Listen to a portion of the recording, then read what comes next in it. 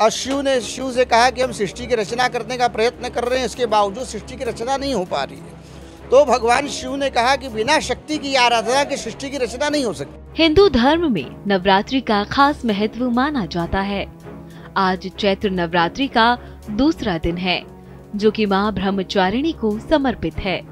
इस दिन भक्त अपने घरों में और मंदिरों में जाकर भी माता की आराधना करते हैं।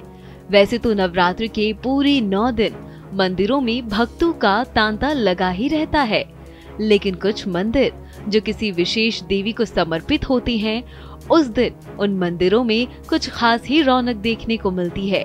इसी क्रम में शिव की नगरी काशी से मां ब्रह्मचारिणी के दरबार की कुछ झलकियां और रहस्यमयी जानकारियां सामने आई है। शिव की नगरी काशी में शक्ति की आराधना के दूसरे दिन आज मां ब्रह्मचारिणी देवी के दर्शन का विधान है। वाराणसी के सकरी गलियों में स्थित मां ब्रह्मचारिणी देवी का मंदिर है, जो ब्रह्मा घाट के पास भी स्थापित है। मान्यताओं के अनुसार अगर बात किया जाए तो ब्रह्मा जी ने जब भगवान शिव से कहा था कि सृष्टि का निर्माण नहीं हो पा रहा है, इसके बाद भगवान शिव ने कहा कि जब तक शक्ति की आराधना नहीं होगी तब तक सृष्टि का निर्माण संभव नहीं है। ऐसे में भगवान ब्रह्मा ने शक्ति की आराधना किया और बाद में ब्रह्मचारिणी उत्पन्न हुई और सृष्टि का निर्माण हुआ। तभी से इनका नाम ब्रह्मचारिणी कहा जाता है। विमलेंद्र राय, भारत एक्सप्रेस, वाराणसी। आइए जानते हैं शिव की नगरी काशी में स्थित मां ब्रह्मचारिणी के दरबार में उपस्थित महंत का इस पर क्या कहना है।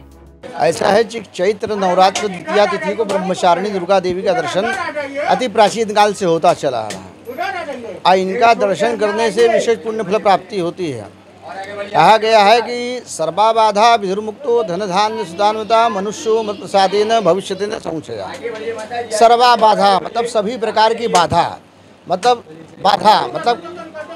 कोई भी कार्य न होना, उसमें बाधा आ जाना, रोग बाधा, शत्रु बाधा, व्यापार बाधा, सभी प्रकार की बाधाओं को भगवती दूर करती है। सर्वा बाधा विधुर्मुक्तो धन धान्य, अब धन रहेगा, धन भगवती देती है, और धान्य मतलब भगवती धान्य भी देती है।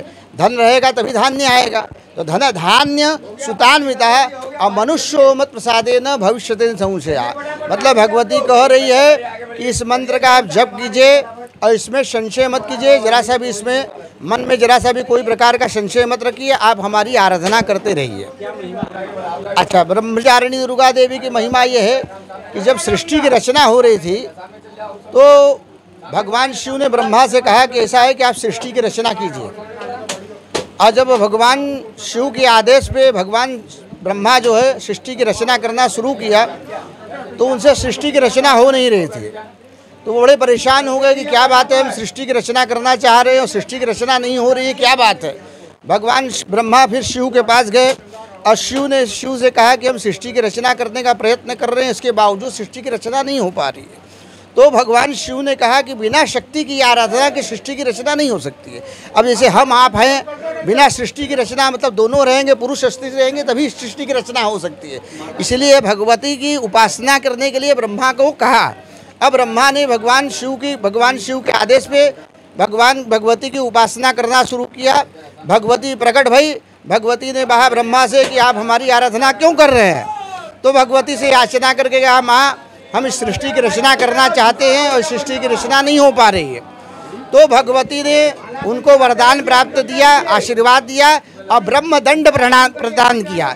जिस ब्रह्मदंड के कारण इस सृष्टि की रचना ब्रह्मा ने किया, इस कारण से इनका नाम ब्रह्मचारिणी पड़ा। ऐसा है कि कहा गया है कि नैवेद्य में तो सभी प्रकार चढ़ा सकते हैं, लेकिन इनको नारियल बहुत प्रिय है। कहा गया कि बलि प्रदाने पूजा या मगनी कार्य महोत्सव है। आपने सब पूजा किया और अगर नारियल नहीं चढ़ाया तो आपकी पूजा अधूरी रह गई। इसलिए भगवती को नारियल विशेष प्रिय है, इसलिए अड़हुल का फूल है उसके संग नारियल भगवती को अर्पण करते हैं कि जिससे बलि से भगवती प्रसन्न रहे और संसार का कल्याण करती रहे।